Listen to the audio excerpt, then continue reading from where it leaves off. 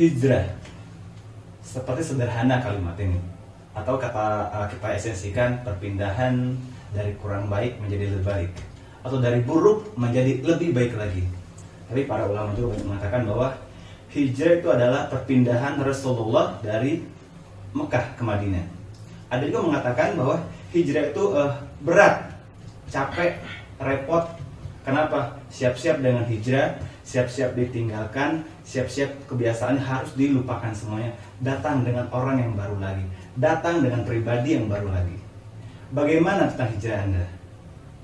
Macarum kali ini bersama saya Ramarian. Jangan kemana-mana.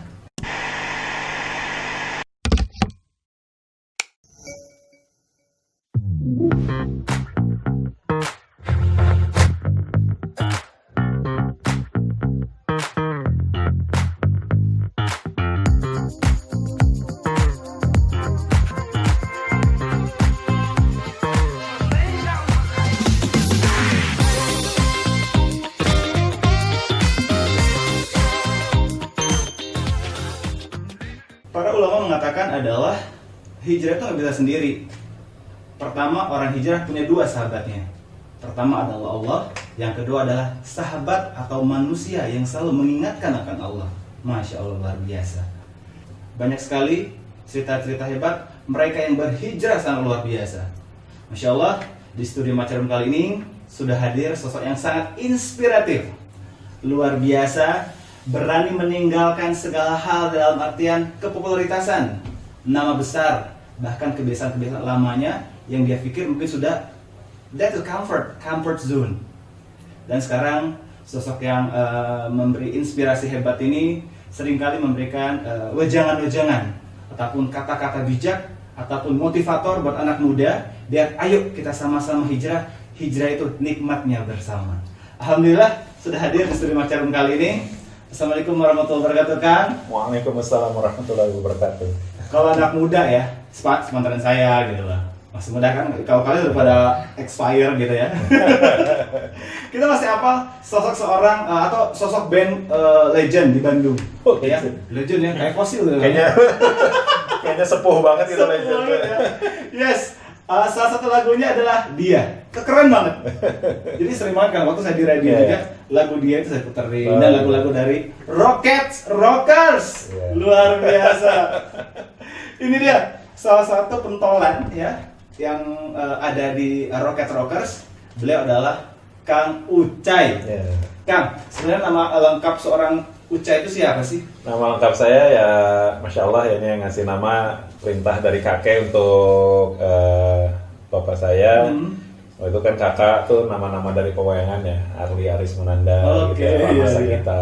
Cik tuh yang ketiga mah rada Islami, itu titipan dari kakek, dan akhirnya dikasih nama Nur Al Kautsar. Noor Al Kautsar. Salah satu surat di Al-Quran ya? Surat terpendek ya. Al-Kautsar. Nah disitulah saya juga waktu kecil tuh kok nama saya kayaknya agak beda sendiri gitu dari kakak-kakak. Ternyata sejarahnya dari situ, dari kakek. Dari kakek ada titipan lah. Kalau yang tadi kakak pertama siapa namanya? Arli Aris Munandar. Oke, perwayangan. Nomor 2? Rama Sagita. Rama Sagita. Sagitanya Sagitarius kan. Oh, ini ya. Cuman kan ya mungkin orang tua kan mungkin ya informasi tentang nama anak atau apa kan dulu mungkin ada uzur.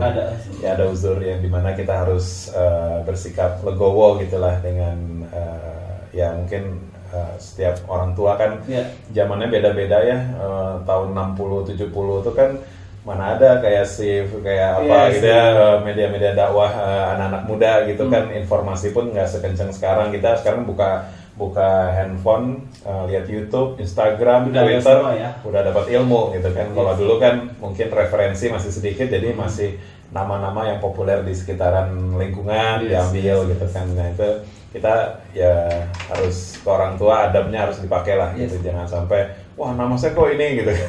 Jadi Akang Ucai ini putra ketiga dari 4 bersaudara. Yang terakhir perempuan, yang 3 laki-laki, 1 perempuan. Nah yang terakhir perempuan namanya terakhir Rianti. Indonesia lah ya namanya ya. Ada Nurnya sih, Nur Rahmawati ya. Masya Allah, Alhamdulillah. Jadi putra ketiga dari bapak Bapak Ruli dan Ibu almarhum Bapak Ruli. Ibu masih ada, Ibu Andriati. Masya Allah. Sehat terus Kang ya buat mama atau ibu juga kayaknya dan keluarga semoga amin. Amin. Ini detail semua nama-nama keluarga. Iya. Kakak ini kan kartu keluarga. Alhamdulillah kita udah tahu alamat aslinya ya sekarang ya. Kang, sedikit aja nih Kang. Ya. Kang Ucai ini atau Nur Al Kausar ini sebenarnya asli orang Bandung. Asli orang Bandung. Produk Bandung banget ya. Bandung. Ya kalau bapak sih Tasik, ibu Jakarta. Jawa Barat. Oh ada Jakartanya berarti. Terus kalau sekolah kemarin kan semuanya di Bandung semua, dapat pendidikan. Sekolah ya di Bandung semua. Terakhir itu saya dengar sempat masuk di Vkom. Vkom Unpad ya. Sebelum Vkom kemarin? Sebelum Vkom, jadi lulus SMA tuh saya masuk NHI dulu ya. Oh seperti NHI. NHI apa? Tata Boga? Bukan ini. Tata Busana. Room Division ya, pas masuk Room Division ternyata saya nggak suka, itu bukan dunia saya, dan setahun selesai saya keluar, saya masuk Unpad akhirnya. Berarti di NHI nggak tuntas? Nggak tuntas, cuma setahun. Habis itu pindah ke Unpad ya, ngambil broadcasting dulu D3, habis itu lulus ngambil Mankom, manajemen komunikasi S1. Oh, Vkom waktu udah dijadiin Nangor ya tahun segitu ya? Nangor, ya. Jauh ya, tapi ya ya. Terus isi gedungnya juga masih old school lah, nggak kayak sekarang enak banget gitu kan. Jadi ya, itu yang sekarang tuh hasil dulu bayar dan mereka menikmatinya sekarang ya. Kerasa sekali ya. D3 sempat di Vkom, ngambil broadcasting juga. Berarti sudah ada niatan buat lari ke broadcasting. Bisa penyiar radio, penyiar TV, no anchor, ataupun jadi produk studio lah intinya. Sampai ada yang sampean nggak? Saya tuh sebenarnya waktu SMA tuh pengennya ke IKJ ya. Sempat IKJ? Enggak pengennya dulu. Cuman kan tahun 98 tuh dulu kerusuhan Jakarta kan. Jakarta ketika Soeharto lengser, Jakarta rusuh, ada penjarahan apa segala macam. Pas nonton berita, tuh kata bapak teh, mau nggak kuliah di Jakarta kayak gitu tuh keadaannya. Waduh gitu. Jadi kan udah nggak minat lah lihat Jakarta kayak gitu. Akhirnya yaudahlah cari-cari yang lebih ini ya, broadcasting kayaknya oke nih, nyoba aja. Karena saya kan basicnya pendiam, saya tuh jarang ngomong gitu, kalau nggak di toilet tuh ngomong gitu. Jadi kan kayaknya saya harus masuk ilmu komunikasi biar ngobrol gitu. Gitu. Nah, ya data terbaru selain di NHI, terus juga sempat di Vkom 4, dan sempat juga ke manajemen komunikasi. Di mana? Di Dago Pojok Unpad. Unpad juga. 2007 itu. Ya, lulus 2007. Harusnya lulus 2006, cuman ya karena skripsi kehapus waktu itu. Udah 80 halaman kalau nggak salah, mati lampu waktu itu lupa ke save. Waduh. Terus si komputernya itu error, terus pas saya buka lagi Windows biasa tuh, tapi ada kotak merah tulisannya damage. Ini apaan? Pas dibuka, wah udah skripsi itu tinggal 1 lembar, terus ada kode-kode apa gitu. Waduh, ini virus nggak tahu apa gitu. Jadi ya udah kadarullah. Lagi seorang semua musisi nih ngeliat damage itu bisa jadi lagu kayaknya ya. Iya kan? Bisa aja sih. Cuman dulu udah bete duluan, jadi nggak mau diinget-inget lagi. Oke. Masya Allah, sekarang makin tersisir, makin kesini. Beres manajemen komunikasi 2007. Nah, waktu di kuliah itu sudah mengenal musik? Sudah mulai aktivitas di udah, jadi saya lulus SMA tuh ya kuliah dulu setahun NHI, tahun 99-nya masih freshman year lah ya. Itu masuk Rocket Rockers. Langsung gitu? Atau ada band sebelumnya yang... Ada, kalau sebelumnya sih saya ngeband dari tahun 94 lah. Tapi dulu masih drummer. Baru lahir ini kan? Ya. Dulu masih jadi drummer. Jadi vokalis tuh pas nyoba-nyoba, pas ini ikut pas perpisahan sekolah, prom night. Tapi nggak night sih, day itu. Soalnya siang acaranya. Pensi lah ya. Nah pas prom itu kita main, saya pertama kali jadi vokalis di situ. Cuman kata anak-anak, lumayan lu aksi lu, kira-kira menghibur lah. Ya suara biasa aja sih. Cuman ada something lah ketika maksudnya akhirnya ada selling point lah ya. Di situ saya akhirnya lebih pede jadi vokalis waktu itu. Jadi mulai nyanyi itu tahun 2000? Enggak, pas pertama nyanyi itu 98. Tapi masuk Rocket Rockers 99. Oke, 99. Nah, akhirnya gabung lah setelah maksudnya sudah menjajal tes mental udah jalan kan. Akhirnya pematangan ini lah ke Rocket Rockers. Dengan alhamdulillah Rocket Rockers kemarin berapa lama kan? Akan bersama Rocket Rockers? 13 tahun. 13 tahun. 13 tahun. Jadi dari tahun 99 sampai 2013. 99 2013. Masya Allah. Kang, 13 tahun itu nggak pendek ya usianya. Iya, iya. Merintis dari awal juga kan ya, merintis dari awal. Kira-kira kita pengen tahu dulu mungkin apa sih Rocket Rocker aliran tepatnya tuh. Kalau umumnya sih disebutnya popang ya. Popang ya. Popang. Kalau kayak Green Day, Blink-182 kayak gitu-gitulah. Tapi kita dulu untuk Rocket Rocker sendiri kita menamai diri kita College Punk.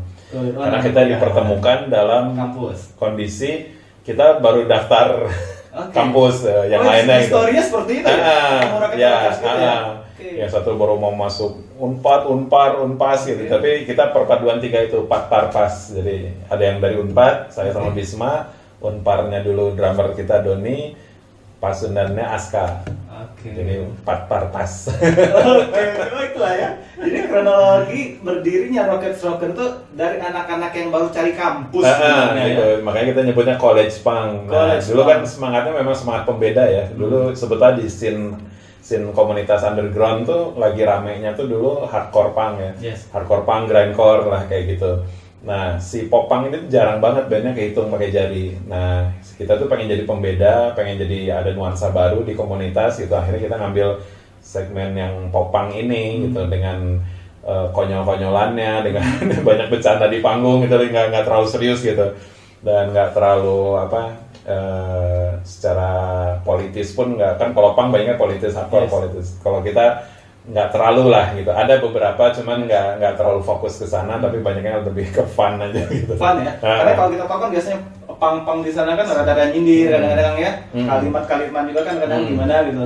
Tapi ini benar-benar ya I'm fine, just fun aja ya.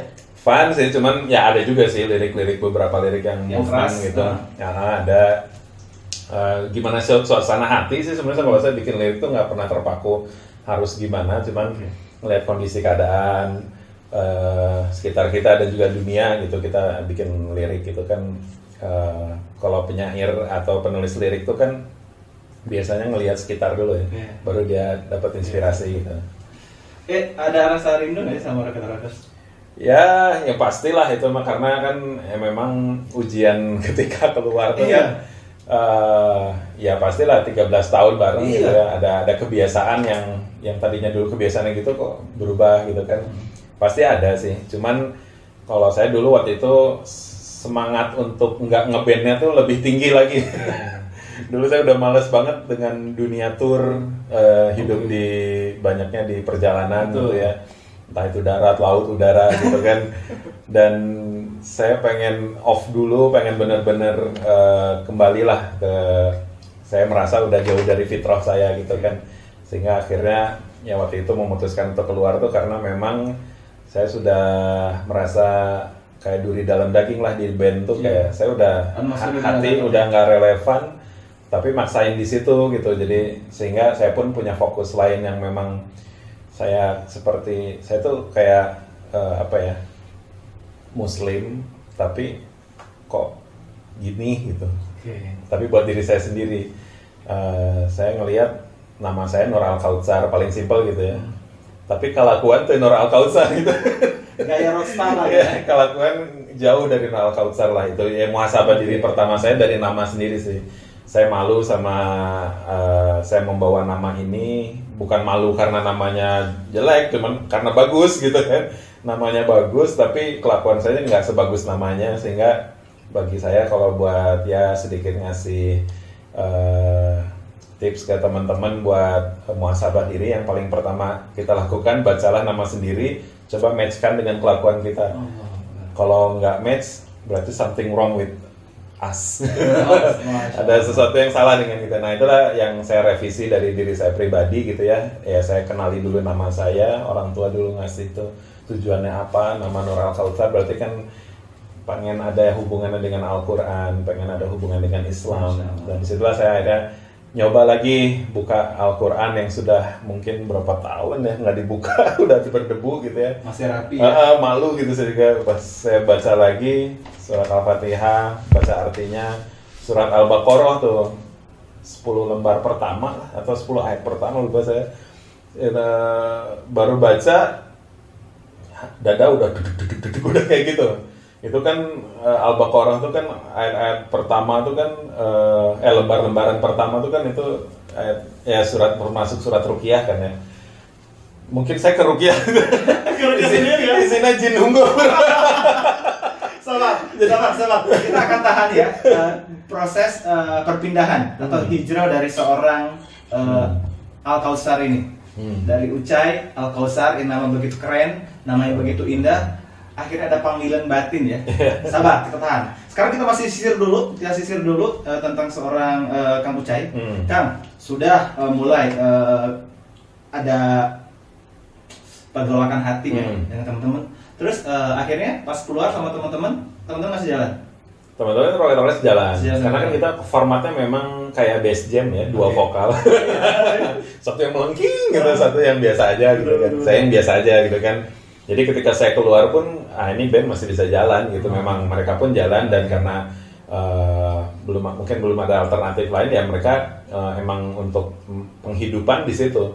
Kalau saya memang dulu saya penghidupan dari situ uangnya, maksudnya dalam artian dana terbesar untuk survive hidup itu dari situ. Sama rocker Daripada pekerjaan yang lainnya. Cuman ketika saya udah rubah konsep pemikiran, ya akhirnya saya memilih jalan lain. Ya teman-teman masih di sana ya. Saya sih respect aja gitu, maksudnya nggak gimana. Ya saling mendoakan aja lah. Amin. Semoga jadi satu cerita indah semuanya nih Kang ya. Amin. Masih terus sebelum kita tanya beliau tentang nikmatnya beliau hijrah ya, sahabat Mas ya, kita akan bertanya juga sekarang kalau tadi bisa ngomong masalah pemasukan terbesar dari Rocket Rockers. Sekarang seorang Ucai ini sudah mempunyai brand sepatu sendiri yang di Bandung. Apa kan nama brandnya Kak? FYC Footwear. FYC Footwear. Itu FYC itu kepanjangannya ini Forever Young Crew. Forever Young Crew. Itu udah berapa tahun? Dari 2012 berarti. Oh, jadi nyambung ya? Keluar dari sana. Jadi saya udah prepare buat fondasi dulu buat ya. Fondasi, buat bisnisnya. Masya Allah. Jadi Kang, bisnis sepatu ini manly, cowok aja. Memang sih secara looks-nya banyaknya ke cowok ya, karena skateboard dan BMX ya, extreme sport si sepatunya. Tapi buat sekolah juga bisa, sehari-hari bisa, ke kampus bisa. Cuman ya cewek pun akhirnya ada yang beli juga, karena mereka pun ada juga yang suka pakai sepatu yang kayak cowok gitu kan. Ya kita pun akhirnya memfasilitasi lah beberapa yang pendek-pendek tuh dengan warna-warna cewek ada juga sih. FYC. Tapi fokusnya banyaknya emang ke cowok sih. Baru sudah 7 tahun ya? Ya sekitar 8 tahun lah. Ya. Sedang ngisi dunia bisnis Indonesia, sedang ngisi pusat sepatu Bandung juga ya. Masya Allah. Sedang mulai merintis, bubar dari atau keluar mengundurkan diri dari Rocket Rockers, jalanlah seorang Kang Ucai ini buat berbisnis sepatu. Nah, tapi mungkin masih ada naluri ingin berdakwah, tapi masih ada hati yang masih ingin bernyanyi. Perperangan di dalam hati ya. Satu tetap pengen dakwah, Pak. Satu ingin dakwah, tapi pengen dengan menggunakan kalimat-kalimat indah, syair ya. Maka sekarang dengan akapela terbentuklah MP Boys. MP Boys, that's right. MP Boys itu apa Kang? Ya grup, kita nyebutnya grup apa ya, voice only lah ya. Karena akapela itu waktu itu ada yang bilang jangan pakai istilah akapela lah, karena kan akapela itu kan memang diambil dari ini ya, kapel tuh gereja gitu kan. Nasyid dong ini. Kalau kita masuknya ke nasyid voice only. Hanya suara aja gitu kan. Ya kita pakai istilah itulah. Kalau yang project saya sendiri yang solo dulu sebelum itu tuh ada solo one man voices saya nyebutnya gitu. Oh, solo tuh yang Rogi Rame wali kotanya. Apa ya? Ini mulai politis. Ya, yang penting mah jangan inilah apa rezim apa namanya? Mau mancing ya? Tak ada mancing, saya rezim turun temurun. Ya lebih ke ini sih, intinya sih saya juga ngelihat fenomena dakwah di Amerika yang minoritas Muslim ya, di Eropa juga banyaknya mereka one man voices gitu, atau voice only, humming. Betul. Kan pemainnya di Indonesia malah sedikit, padahal kita mayoritas Muslim. Ya mungkin belum ini ya, kalian belum serg gitu, beberapa gitu. Walaupun ada kayak Foka Parabi, beberapa yang seniornya tuh ada Izzatul Islam ya. Itu dia pun hanya pakai perkusi aja untuk alat musiknya. Kalau saya sih ya memilih jalur ini karena ya biar tetap di umat pertengahan lah. Biasa. Satu sisi yang kesana ada yang kenceng banget gitu ya, wah nggak boleh gitu ya. Yang satu sisi udah nggak apa-apa pakai alat musik aja gitu kan. Ya sudah, saya di tengah aja ya. Berarti benar mengikuti konsep yang pop punk tadi yang main di dua kaki ya? Apa ya? Main dua kaki ya. Antara pop dan punk, ini pun main di dua kaki biar aman. Dan mereka menyatukan semuanya. Ya, kalau saya karena pemikiran saya tuh lebih ke persatuan umat ya, nuzumul jamaah. Jadi sekarang tuh waktunya kita umat untuk memikirkan ukhuwah Islamiyah ya, karena di mana kondisi seperti ini ya masalah perkara yang cabang itu harusnya disimpan dulu. Kita punya tujuan yang sama, udah difokus di situ. Jadi kalau Ustadz biasanya ada dakwah di masjid, tapi si visual dan audionya di YouTube-nya tuh dentingan piano, kok masjid dentingan piano ini kurang ya? Kenapa enggak? Nah, PR ya, Masya Allah. Kan lebih kita gitu. Kalau dentingan piano bukan kita, kalau menurut saya ya. Ini mah, tapi ya terangkung ya. Ini mah kalau ada yang udah terjadi ya sudahlah. Saya bukan makomnya untuk masalah ini boleh ini enggak. Cuman bagi saya pribadi lebih safe pakai humming, pakai ya semacam voice only gitu lah. Nasyid lah. Sepakat masyaallah. Minum dulu kan? Ya, silakan saya minum dulu ya. Udah mulai panas-panas dikit ya. Bismillahirrahmanirrahim. Alhamdulillah. Nah, sudah makin kita sisir kesini lagi, bisnis sudah mulai berjalan. MP Boy sudah mulai berjalan juga. Sudah mulai dakwah dengan syair-syair indah, kalimat-kalimat tauhid lah masuk di sana kan ya. Sekarang puas dengan hasil MP Boys? Kalau puas sih jangan. Persentase berapa persen? Masih 60% lah. Belum on target? Ya belum, karena kita kan memang ngambilnya di pakem modern ya, di mana kita ada rapnya juga. Iya. Dan saya masih mengolah itu dan ya so far sih cuman lumayan sih, maksudnya orang-orang yang udah pada melek tuh akhirnya kita jadi kepake juga gitu. Kan minjemnya buat backsound ini sok aja pakai. Sama kemarin juga main di kayak Muslim United Hijab Fest. Terus juga kalau yang solonya saya pernah main di Hijrah Fest juga gitu kan.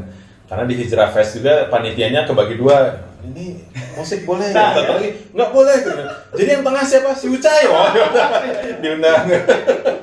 Sampai ada grup nasyid yang masih pakai alat musik pun ketika main di Hijrah Fest itu jadi akapela. Jadi ya istilah umumnya akapela kan. Jadi akhirnya udah di akapelain aja. Ya udah voice only berarti ya voice only. Akhirnya mereka pun jadi voice only, curhat di belakang panggung. Ya kan sebenarnya kita masih pakai musik gitu. Cuman ini ya mintanya gitu ya. Ya udah dijabanin aja lah gitu. Ya udah di tengah aja gitu. Akhirnya saya mulai. Kalau saya kan ya saya mah bukan ahli ilmu ya, jadi hanya bisa berhati-hati aja. Itu nggak maksain juga. Kalau yang masih pakai musik ya itu mah silakan punya tanggung jawab masing-masing gitu ya. Kang, coba kita sounding ke sobat Maca Kang. Apa dong IG dari MP Boys? MP Boys itu MP ya _ 2 kali Boys. Nah, atau YouTube-nya boleh kalian lihat gimana perform. YouTube-nya cari aja MP Boys Dunia. Itu single pertama kita Dunia. Yes. Asik, kalimatnya juga menyentuh, dakwanya beda. Jadi dakwah nggak harus kita duduk depan kita guru gitu. Ya, kalau kita ya sesuai dengan ini ya, dengan lingkungan kita. Dulu saya ada di mana, gaya komunikasinya pun harus seperti itu. Karena itu yang dijalankan oleh Rasulullah SAW kan, mensamakan frekuensi komunikasi dengan lawan bicaranya gitu.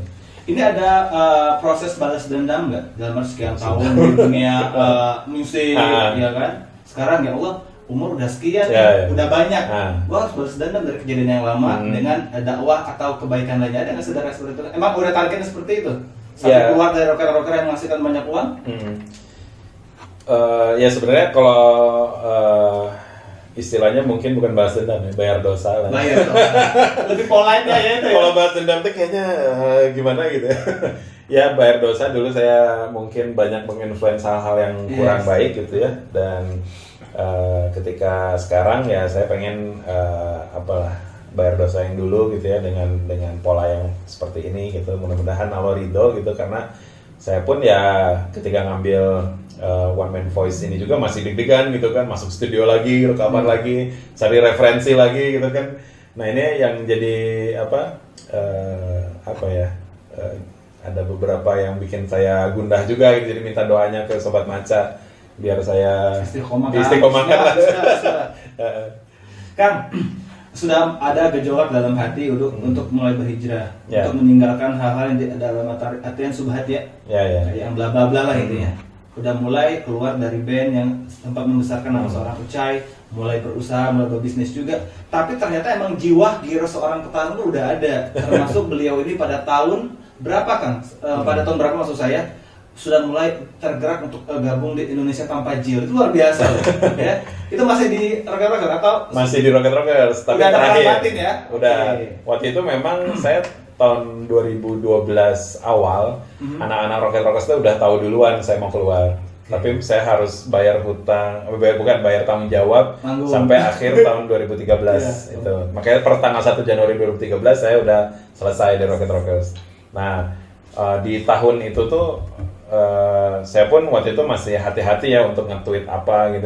Tapi pas saya udah klaim ke teman-teman, saya pengen keluar ini tuh gini. Oh ya sudah, beresin dulu yang ada, nanti ya akhir tahun. Hubungan sangat baik banget berarti sama teman-teman. Alhamdulillah ya, sekarang pun masih masih ada project-project kolaborasi lah yang nanti mungkin surprise. Tunggu tanggal mainnya. Ya, tunggu tanggal mainnya. Ya. Indonesian Tanpa Jil, itu dalam artian kan termasuk yang orang-orang yang vokal ya, orang-orang paling suara yang didengar gitu. Kang, emang gabung di sana atau sempat berkegiatan apa di? Ya, bahkan saya jadi korcap Bandung. Oh, rupanya beliau ini. Ya, dulu saya korcap Bandung yang kedua. Yang awal ada namanya Jaldi pindah ke Jakarta, diserahkan ke saya tanpa tendeng alih-alih, saya ditunjuk langsung kan. Jadi ya memang sistem inilah warisan gitu. Jadi saya dapat tanggung jawab juga waktu itu. Asalnya saya di divisi kreatif kan waktu itu. Ya, Indonesia Tanpa Jil saya bergabung karena memang keresahan saya di situ. Keresahan saya di orang-orang Jil ya, yang belum tahu Jil itu jaringan Islam liberal. Mereka adalah orang-orang yang pinter secara hasanah ya. Karena mereka dulunya santri, mondok, saya mau bukan gitu ya.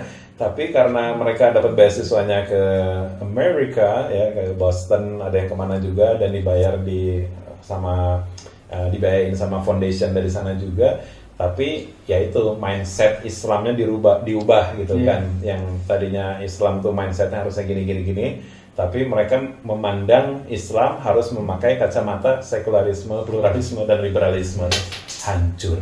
Dan mereka pulang dengan mindset seperti itu, ingin mengubah pemikiran Islam di Indonesia dengan kacamata sekularisme, pluralisme, dan liberalisme.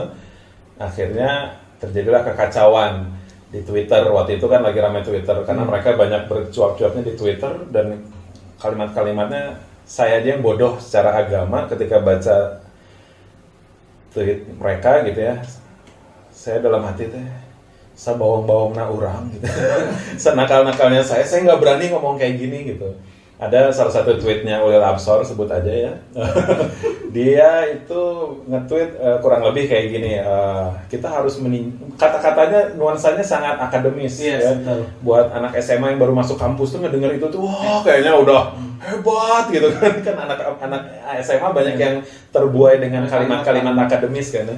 Nah, karena baru tahu kosakatanya gitu, langsung taklid gitu. Padahal itu racun isinya. Nah, kalimatnya seperti ini. Kita harus meninjau ulang kembali kefinalitasan Nabi Muhammad SAW karena ajarannya sudah membawa banyak korban.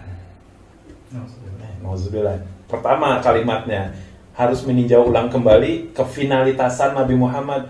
Berarti dia nggak percaya Nabi Muhammad Nabi terakhir. Padahal dia Islam kan? Iya, padahal ini Muslim gitu. ini apa-apaan?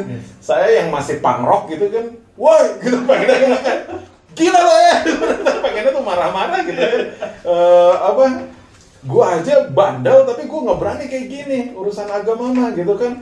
Yang lain juga ada yang nge-tweetnya tuh aneh-aneh gitu kan, sampai akhirnya saya nggak tahu mau gimana, kesel, nggak punya ilmu yang dalam gitu ya tentang agama, tapi ini larinya kemana? Akhirnya dipertemukan lah dengan teman-teman yang nggak tahu siapa di timeline mengcounter mereka. Terus ada yang notice ke saya, Ucai nggak suka juga sama Jil ya? Masya Allah, kamu padahal iya dah, oke saya tuh resah tuh lihat baca yang kayak gini, mau langsung jadi banyak yang follow, banyak teman baru di situ, dan saya lihat tweet-tweetnya tuh, Masya Allah ini cara mengcounternya tuh cantik gitu, bagus, terus kalimatnya wah keren. Akhirnya saling follow semua, dan situlah ada gerakan tiap hari itu nge-counter Jil, karena mereka pun tiap hari nyerang terus ya. Mereka istiqomah dalam kebatilan, kenapa kita tidak istiqomah dalam kebenaran gitu kan? Gitu. Nah itulah yang bikin saya giroh saya makin gitu. Jadi di pikiran saya itu karena giroh keluar, urusan dunia itu udah makin kecil di kepala saya. Udah gue sih fokusin aja karena ini urusannya umat. Karena follower saya pun ada yang ngikutin mereka. Bahkan idola dulu saya mengidolakan ya band-band indie Indonesia gitu. Ada pun yang suka nge-retweet si orang-orang Jil itu gitu untuk kepentingan hawa nafsunya itu, bahwa Islam tuh yang fleksibel, yang gini, tapi fleksibelnya emang lain fleksibel yang bagus gitu, ini fleksibel yang kacau gitu, karena itu mah udah merubah bab akidah gitu. Dan situlah akhirnya saya dengan semangat itu saya dapat teman-teman baru, disitulah muncul hashtag Indonesia Tanpa Jil. Gimana kalau kita bikin Indonesia Tanpa Jil? Karena mereka sebelumnya pernah bikin gerakan Indonesia, walaupun saya bukan di organisasi itu ya, Indonesia Tanpa FPI waktu itu. Mereka bikin demo di orang-orang Jil itu di Bundaran HI. Dia cuma 60 orang isinya, dan di situ orang-orang liberal, ya orang Jil itu sendiri, beberapa sutradara film liberal, dan juga beberapa LGBT di situ. Satu grup lah itu. LGBT ada banci dan segala macam pada ngumpul situ, dan disut sama media massa, dan diberitakannya apa? Rakyat Indonesia tumpah ruah ke Bundaran HI menolak FPI. Dihitung 3 orang. Nah, dari teman-teman tuh ada yang ngeliput itu ke sana juga. Apaan itu? Turun 60 orang. Terus di Twitter kan emang pada suka bercanda gitu. Wah, cuma 60 orang, terus diliatin foto-fotonya gitu. Udah kita bikin gerakan counter mereka aja. Apa? Terus keluar tuh, bikin ini aja Indonesia Tanpa Jil. Itu dalam satu hari yang nge-retweet banyak banget gitu. Si hashtag itu gitu, Indonesia Tanpa Jil, jadi yang gemes sudah banyak ternyata. Saya potong ya Pak. Kan tadi yang datang cuma 30-60 orang gerakan yang di dalam Jil Mania ya. Ada LGBT, ada Jilnya, ada yang bla-blanya semua. Hanya segelintir orang, tapi kenapa pergerakan begitu masifnya kalau di media Bang? Karena media mendukungnya. Media di baliknya tuh ya pemikirannya sama dengan mereka, dan mereka punya link di situ juga karena mereka pun salah satu yang berada di media itu juga. Ada visi di sana juga. Ya, dan kita pun akhirnya ya udahlah, kita juga bikin gerakan yang sama. Akhirnya kita pun turun, bikin grup baru, terus si hashtag itu udah kita fokusin bikin Twitternya Tanpa Jil. Itu dalam satu hari langsung 5.000 followers. Berarti ledakan kemarahan umat tuh udah luar biasa terhadap Jil, karena udah bikin Facebooknya pun langsung ribuan followersnya dalam satu hari. Nah di situ akhirnya kita ngelihat, Masya Allah, dan waktu itu komunitas dakwah anak muda tuh masih dikit banget. Saya potong lagi. Ini rada-rada heran dan hebat menurut saya. Seorang Ucai itu langsung masuk ke atau gerakan Indonesia Tanpa Jil. Karena kemarin itu emang komunitas di Indonesia atau di Bandung baru bergelintir atau emang belum ada? Masih sedikit. Yang saya tahu waktu itu hanya peduli jilbab, kayak berjuang subuh gitu ya. Masih gitu ya. Masih yang ikhwan banget ya, yang masih dalam rangka untuk mereka lebih mikir komunitas umat ya. Nah, yang mereka mikirin umat juga, cuman bukan mengcounter kebatilan. Maksudnya kalau ini langsung kan head to head. Namanya tuh langsung Indonesia tanpa Jil gitu kan, langsung fokusnya ke itu dong gitu kan, targetnya udah ada gitu. Nah ini bagi sebagian orang yang belum paham tentang ini, shock ini, apa nih, wah anak muda mulai radikal, mulai wah segala macam, padahal kan kita lagi ngurus ini agama kita lagi diacak-acak.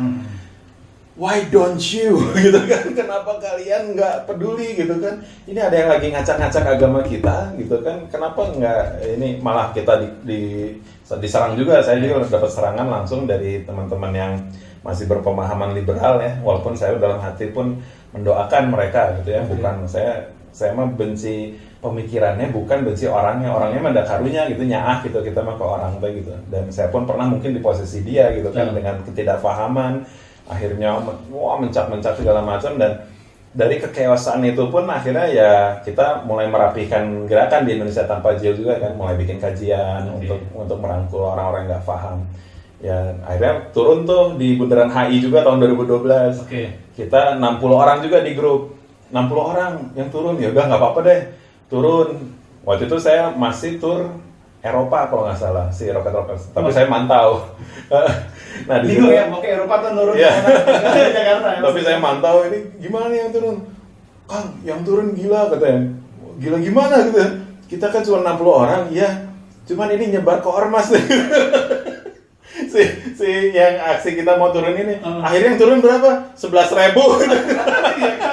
Jadi sebelum 14.212 tuh itu ribuan orang tuh udah turun mengcounter liberalisme itu ya, pemikirannya orang-orang Jil itu. Jadi mungkin dari FPI, dari FUI segala macam tuh pada ikut semua gitu. Jadi Jadi seru ya. Saya dari omongan Kang Ucai jadi ingat omongan guru kita Ustaz Abdul Somad, kita buat kerumunan ini jadi sebuah kekuatan. Itu Kang ya. Terus sempat dikatakan bahwa Kang Ucai dan teman-temannya radikal ya? Iya. Saya sempat gitu juga. Saya dapat surat terbuka dari mantan manajer yang inisialnya S ya. Dia nggak percaya loh di COVID sampai sekarang salah satunya. Iya. Percaya sampai sekarang. Dan disitulah surat terbuka bikin blog kan dia, terus di ininya sama media juga. Sama media, sama band-band yang setuju dengan pemikiran dia kan, band-band kan followernya ratusan ribu tuh dulu. Pas itu saya bangun tidur, mention di Twitter tuh 99 plus. Akhirnya tidur lagi tutup lagi. 99 plus. Pas saya buka, deng, surat terbuka gitu. Wah, gimana? Wah, sampai semua caci maki gitu. Alright, gimana Cai? Jawab dong, gini lu kan disebutnya saya tuh anti pluralisme gitu ya. Karena teman saya pakai baju pluralisme injak saja, emang bajunya keras gitu sih secara tulisannya. Saya nggak dipakai, saya emang nggak pakai baju itu, cuman teman saya foto bareng dengan saya dan foto itu nyebar, muka saya dicoret, seakan-akan saya pakai baju itu gitu. Nah disitulah akhirnya wah diramein nih, saya musisi anti perbedaan, musisi anti kebinekaan, wah segala macam. Ya elah gitu. Cuman dari situlah saya pun ya istighfar, terus saya pun jawab dulu, bentar ya guys, saya baru bangun nih, baru buka timeline, saya nonton SpongeBob dulu sebentar ya. Dibikin fun. Walaupun memang waktu itu wah ini pusing juga nih ngadepin banyak orang yang mention gitu kan. Counternya itu kan. Ya udah baik dan tenang ya. Untuk merilekskan diri itu saya buka Al-Qur'an. Bukanya random aja. Tapi karena Quran itu mungkin sifatnya aksioma gitu ya, selalu connected dengan apa yang sedang kita alami gitu, pas saya baca jadi lebih saya lebih tenang gitu kan. Ada beberapa surat ayat yang ternyata bisa menenangkan saya gitu. Dia udah tutup lagi, emang resiko dakwah seperti ini gitu. Ya sudah, dari situ ya udah terjadilah perpecahan teman-teman yang dulunya wah gimana mulailah kelihatan aslinya gitu. Mana yang mulai ditinggalkan, mana yang support saya, mana yang meninggalkan saya langsung. Itu kelihatan banget langsung sama Allah tuh dikasih langsung kayak minyak dan air tuh diliatin gitu. Ya disitulah saya mulai paham di mana kita istilahnya, kalau mau tahu teman sejati kalian siapa gitu ya, perlihatkanlah keberpihakan kita terhadap Islam. Nanti kelihatan mana teman sejati yang dunia akhirat, mana yang bukan gitu. Itu aja sih. Keren kan, Masya Allah. Kang, nanya dikit lagi nih. Tadi kalau kita ngebahas Indonesia tanpa Jil dan yang mereka yang sekuler, bla bla bla tadi, apa sih yang membuat benar dua kubu ini berbeda menurut seorang Ucai? Dua kubu antara Indonesia tanpa Jil dan Jil. Yang pasti mah Jil mah ya memang tujuannya adalah mensekulerkan Islam, meliberalkan Islam dan menjadikan Islam harus komit dengan pluralisme. Padahal kita harus memahaminya itu pluralitas. Kalau pluralisme itu kan menganggap simpelnya gini lah, orang-orang yang ngomong semua agama itu sama kok, sama-sama mengajarkan kebaikan. Sedangkan dalam Islam kan nggak bisa, kita harus eksklusif. Kita harus meyakini bahwa satu-satunya agama yang diridhoi Allah adalah Islam. Yang lain tidak. Loh, kok intoleran? Oh, enggak. Saya mah tetap toleran. Tolerannya gimana? Lakum dinukum waliyadin. Bagiku agamaku, bagimu agamamu. Jadi apa yang intolerannya gitu? Kalau saya kutip sedikit dari omongan seorang Kang Ucai masalah Jil dan juga pluralisme dan liberalisme. Jadi kalau mereka di pihak yang maksudnya liberalisme, pluralisme, mereka lebih mengataskan kemanusiaan bukan ketuhanan. Humanity above religion. That's right. Selalu gitu kan. Warna-warni. Terus masak babi sama kurma gitu kan. Come on man. Kita nggak sebodoh itu ya. Saya agak nafsu nih, agak ngegas nih, ngegas dikit lah. Jadi betul ya, mereka tidak berguna tapi ada kemanusiaan di atas ya. Kembalilah ke akal sehat ya. Kalau lu memang benar-benar orang yang suka dengan toleransi, semenjak ada mereka-mereka itu, semenjak nggak ada mereka-mereka, semenjak nggak ada Jil dan lain-lain, Indonesia relax nggak urusan agama? Relax, damai. Tapi semenjak mereka ribut, yang toleran tuh gini, yang Pancasila tuh gini, yang kebinekaan tuh gini, mereka bikin kebinekaan versi mereka bikin toleransi versi mereka. Tapi toleransinya harus sama-sama merayakan Natal, sama-sama merayakan Waisak gitu kan. Ya tuh gitu, gitu. Kita mah kan punya lakum dinukum waliyadin gitu kan, bagimu agamamu, bagiku agamaku, udah. Sampai situ selesai. Urusan muamalah mah tetap jalan gitu kan sama tetangga sebelah. Kalau misalnya tetangga kita Nasrani sakit, kita tetap menjenguk gitu kan. Kasih buah-buahan gitu kan. Nggak yang gimana gitu, masih relax. Nah ini banyak orang yang terlalu pengen merasa paling toleran, kelihatan paling ya gitu. Nah itu yang bahaya tuh. Akhirnya sombong sehingga punya pemikiran sendiri yang kacau balau. Ini ada logical fallacy di sini, ada kecacatan dalam berpikir sehingga akhirnya mengutamakan hawa nafsu dibanding logika gitu. Sehingga akhirnya merasa bahwa toleransi versi saya tuh yang benar gitu kan. Yang lain udah kadrun, radikal apa segala macam. Come on man gitu kan. Yang bikin kacau tuh yang mereka itu gitu. Padahal kita tuh menjaga pluralitas. Jadi Indonesia itu kita tuh memahaminya pluralitas bukan pluralisme. Pluralitas itu kita meyakini bahwa keberagaman ini adalah sebuah keniscayaan. Tapi urusan akidah kita nggak bisa campur aduk. Tapi urusan muamalah atau urusan bertetangga jual beli segala macam ya kita tetap jalan gitu. Tapi urusan akidah sorry kita harus eksklusif. Lakum dinukum waliyadin itu. Jadi ya kita harus, saya mengakui agama saya adalah satu-satunya agama yang benar. Kalaupun misalnya ada orang Kristen ngakuin enggak, agama saya satu-satunya agama yang benar, ya silahkan. Relax kan? Betul. Cuma saya nggak mau campur aduk gitu. Nah ini yang parahnya campur aduk, babi campur kurma eta gitu ya. Jadi lihat lagi. Tadi saya mengutip dari omongan Kang Ucai. Banyak sekali mereka yang berkoar-koar tentang kemanusiaan, tentang kebinekaan, keberagaman. Kalau menurut Kang Ucai sendiri, mereka yang berargumen kuat gini sampai men-Twitter, memposting di mana-mana, pasang poster, pasang baliho itu, mereka mempertahankan argumen atau ada yang bayar? Bot ya. Semua dua-duanya kali ya. Kalau yang bayarnya nggak tahu siapa saya. Atau ada yang ngebina? Yang ngebina sih ada kakak pembina itu. I know what you mean gitu. Saya nyimak kok ada kakak pembina gitu. Jadi buat yang bisa bagi-bagi lebih baik kan? Iya. Nah itu kan korbannya anak muda banyak ya, yang follow Abu Janda kayak gitu, Denny Siregar segala macam.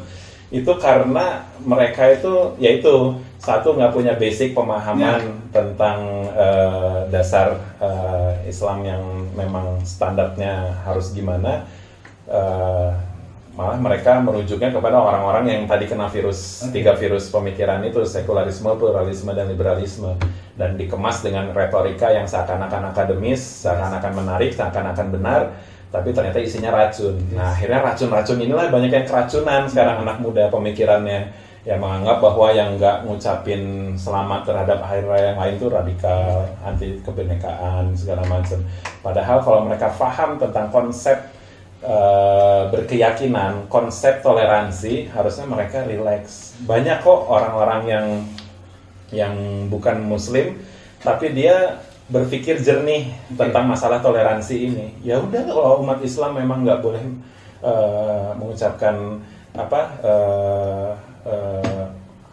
perayaan untuk agama lain, ya udah biarin aja gitu kan. Saya pun untuk agama lain pun ya kalau lu nggak ngucapin itu juga nggak apa-apa.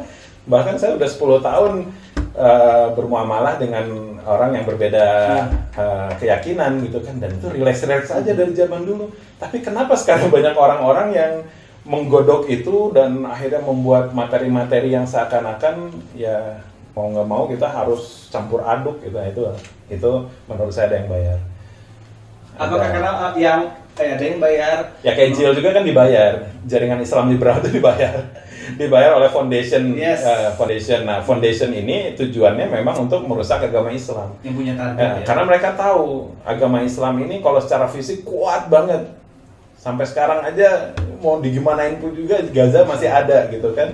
Tapi kalau lewat pemikiran, cara menghancurkan Islam lewat pemikiran ini menurut mereka lebih mudah. Makanya kita mumpung masih hidup di sini gitu kan, masih bernafas, kita harus counter pemikiran itu. Nah, ini bagian dari perjuangan kita juga untuk mengcounter mereka, biar yang adik-adik kita yang mungkin baru melek dunia gitu nggak terkena virus pemikiran yang disebarkan oleh orang-orang JIL dan lain-lain gitu.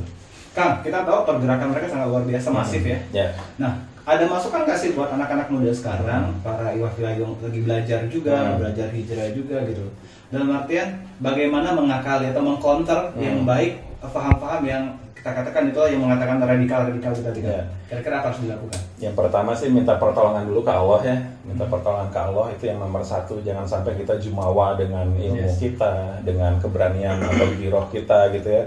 Tapi minta pertolongan dulu ke Allah. Kita perbanyak istighfar, kita juga muhasabah diri dulu apa yang harus diperbaiki. Ya kita sambil memperbaiki sambil jalan juga dakwah, karena kalau terus memperbaiki nggak dakwah ya semua selesai gitu. Nah itu kan kita memang harus punya banyak siasah gitu ya, dari segi keilmuan pun harus kita asah dulu, dari segi argumentasi pun harus kita baca-baca literasi yang memang merujuknya ke sana gitu kan.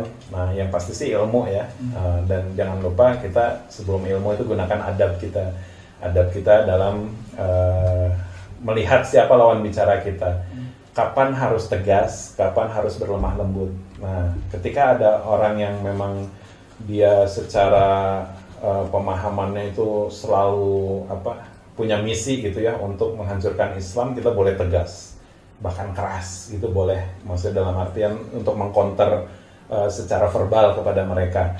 Tapi kalau masih teman main, teman yang jalan dan dia nggak paham tentang konsep tauhid yang kita jalankan, ya kita harus berlemah lembut, karena jangan sampai kita memberikan berlian tapi dilempar ke muka gitu. Tapi berikanlah dengan adab yang baik gitu. Kang, kalau itu perkembangan sampai dengan tahun 2020 ini, perkembangan dari grup-grup sebelah sana itu kan udah sampai mana sih masifnya, persentasinya? Yang pasti untuk mengakui mereka sebagai jaringan Islam liberal, mereka udah malu. Alhamdulillah Indonesia Tanpa JIL udah bisa membuat JIL jadi nggak keren. Yang dulunya JIL itu keren. Mereka dulu di bio Twitternya itu disebut founder of jaringan Islam liberal. Wah, udah pride gitu. Sekarang nggak pada dihapus. Mereka pun ada yang melebur ke Islam Nusantara, ada nggak tahu lah nama-nama itu ya. baju baru lah. Baju baru, tapi selalu pengen nempel sama Islam. Kenapa pengen nempel sama Islam? Ada Islam feminis lah, ada Islam Islam LGBT lah, apa segala macam. Kenapa ada Islamnya mulu di situ?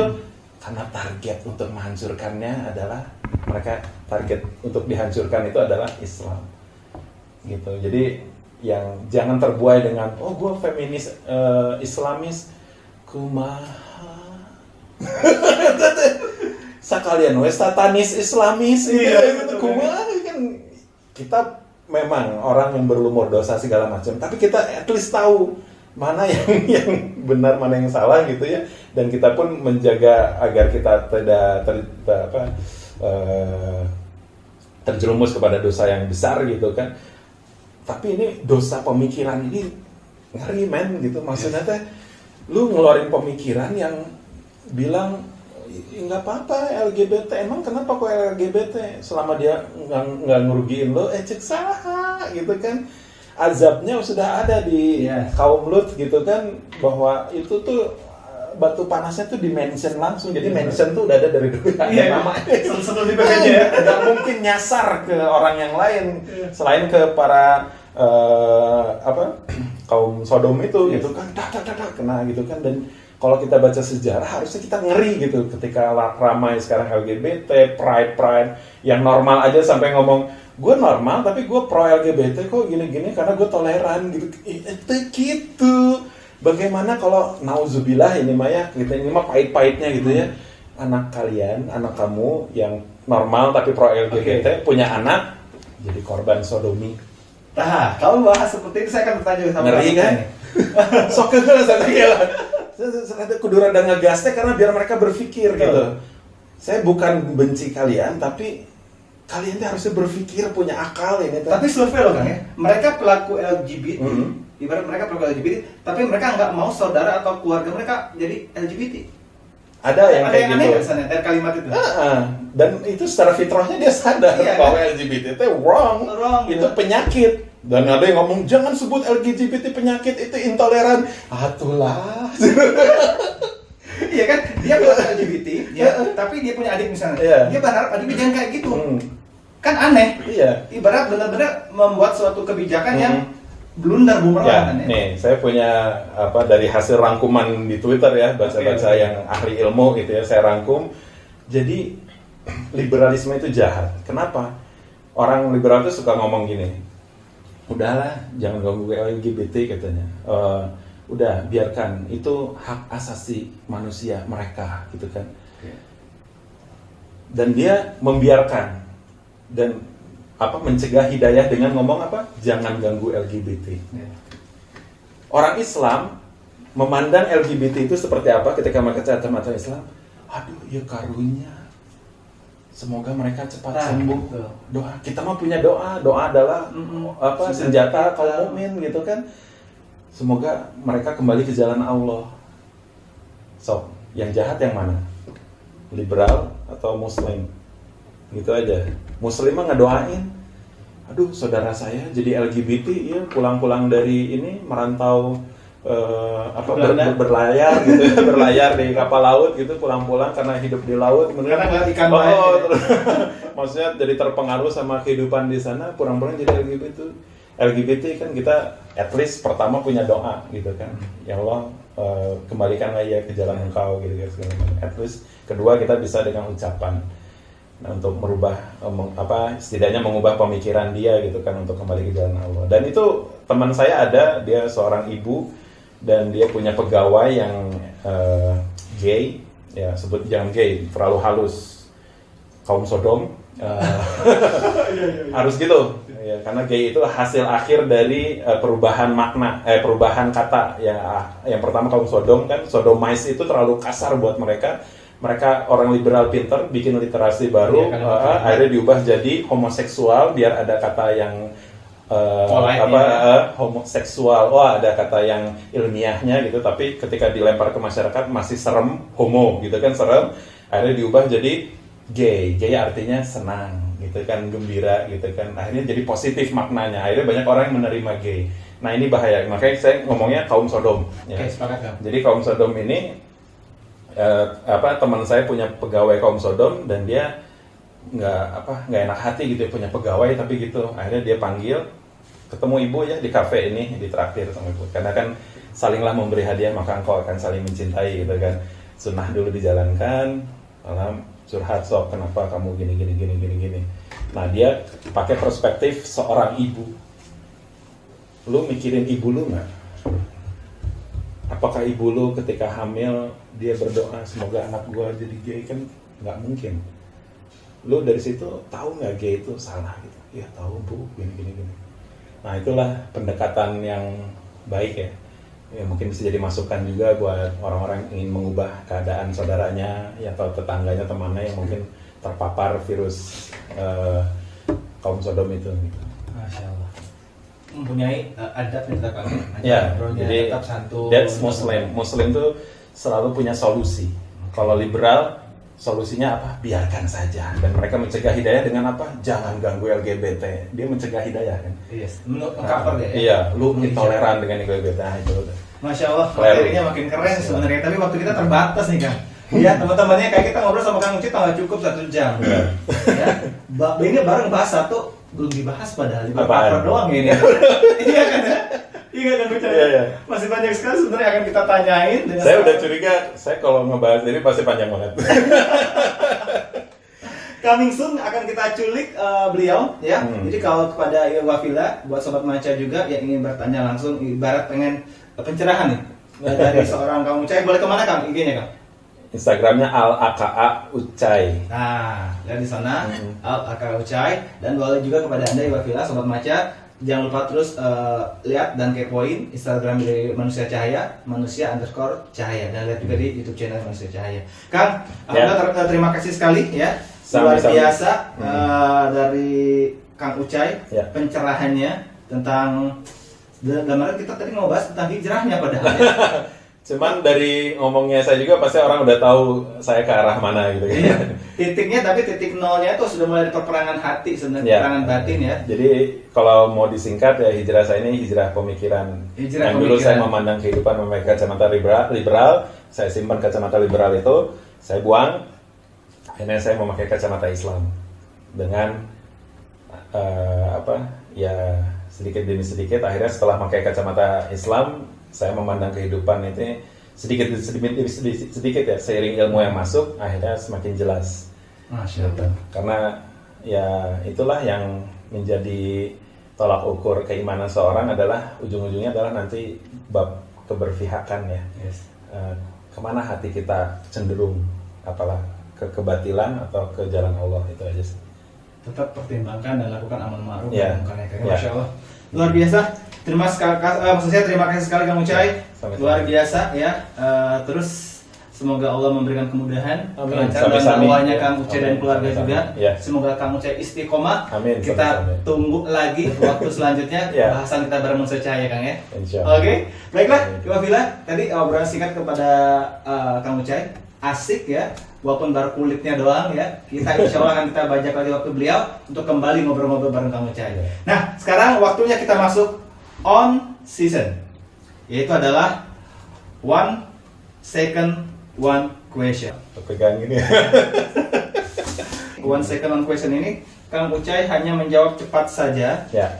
Tidak boleh berpikir ya. Oh, tidak boleh berpikir. Maksudnya tidak boleh lama. Jadi kayak Patrick gitu.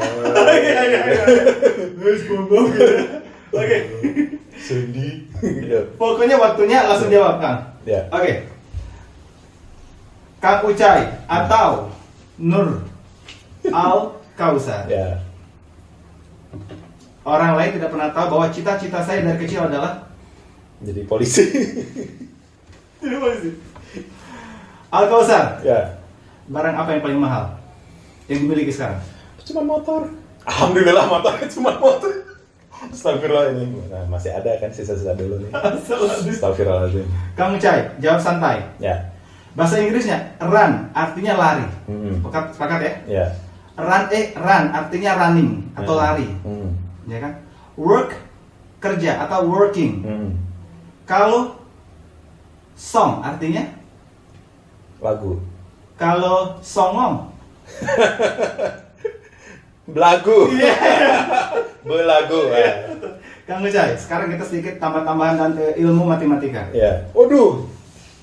25 kali 3 kurang 50 tambah 10 sama dengan 40. Tahu berapa? Sekarang. Ya, saya jelek matematika. Kang Ucai, nyanyikan sepotong lagu hit dari Rockers. Kaulah yang bisa membuatku lepas tertawa di saat kita berbagi. Ya. Udah. Oke. Kang Ucai, Ya. sebutkan Pancasila sila pertama. Ketuhanan yang Maha Esa.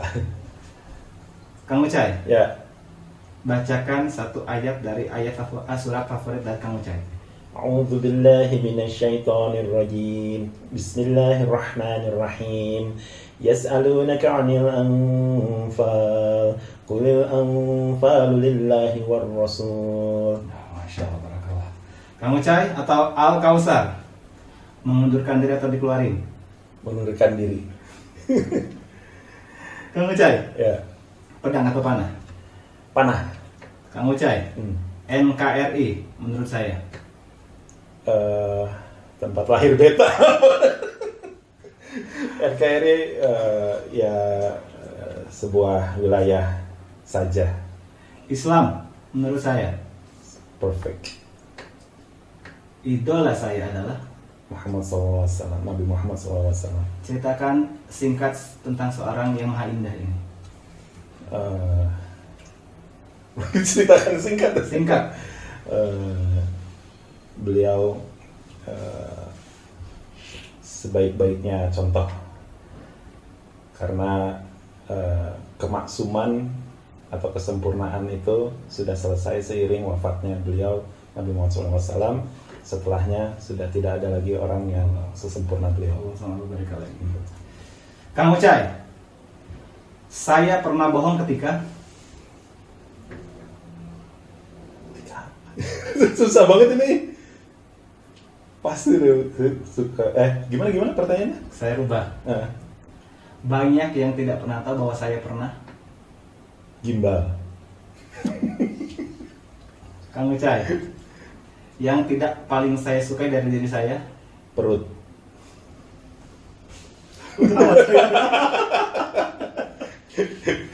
Kameramen tuh. Sadua. Terus Kang Ucai, ya. jelaskan sedikit tentang amanah. Amanah. Gimana ya? Ngejelasin aja loh. Susah banget ini. Amanah sesuatu yang harus ditunaikan. Kang Ucai, hal terburuk dari diri saya yang pernah saya lakukan. Apa? Hal terburuk yang pernah saya lakukan akan diri saya. Hal terburuk Yang pernah saya lakukan akan diri saya. terburuk ya. Aib nggak ini? Silakan. Mencontek. Mencontek. Hal yang perlu saya ingat-ingat akan hidup saya. Kebaikan orang lain. Masya Allah. Kang Ucai, istri saya tidak pernah tahu kalau saya pernah. Ini susah. Kalau saya pernah apa ya? Jawab jujur. Istri saya tidak pernah tahu bahwa saya pernah. Ngecat rambut. Bohong. Ya oke, diterima. Kang Ucai, sudah dengan pilihan 1 atau 4? Apa Pak? Siap 1 atau sampai 4? Insya Allah. Poligami menurut saya. Syariat yang diperbolehkan apabila mampu. Allahu Akbar. Terima kasih Kang Ucai. Susah banget ini. Amanah. Kela ini ngajelaskan aku mah. Amanah. Alhamdulillah luar biasa ya. Ternyata kelihatan ya Kang Ucai. Bodoh. Kalau saya ulang lagi. Ya, saya takut jawab tapi isinya aib kan nggak boleh. Betul, Iya. sepakat. Kan kalau saya ulang lagi tadi. Ya. 25 kali 3 25 kali 3 kurang 50 tambah 10 jadi 35 ya. iya. Tadi udah 40 ya. Ayo bantu 5.000 ya. Baiklah, Ibu terima kasih. Ya. Terima kasih Kang Ucai. Sami-sami. Sehat ya. Ya. Minta doanya semoga saya cerdas. Kang istiqomah. Amin, Semoga sampai-sampai. bermanfaat, sukses Amin. terus, usaha juga Amin. lancar ya. Kita doain terus semoga Mucawai Ya. semakin istiqomah ya, dakwahnya Amin. makin ngabret, makin Amin. berani, jadi sosok yang baper bawa perubahan buat umat tentunya ya. Amin. Terima kasih. Amin. Halangan hajar Kang ya, bareng-bareng ya. Insya Terus Allah. pada Anda juga Iwafillah, kalau kemarin ada yang mengatakan Anda radikal ataupun Anda intoleran, katakan iya. Kenapa? Iya, kami radikal karena kami ramah, terdidik dan berakal. Ramarian dan Kang Ucai pamit. Pamit. Ramarian pamit ya. Ya. Ucai pamit. Saya pamit. Pak Jarum, bye bye. Ya. Assalamualaikum warahmatullahi wabarakatuh. Assalamualaikum warahmatullahi wabarakatuh.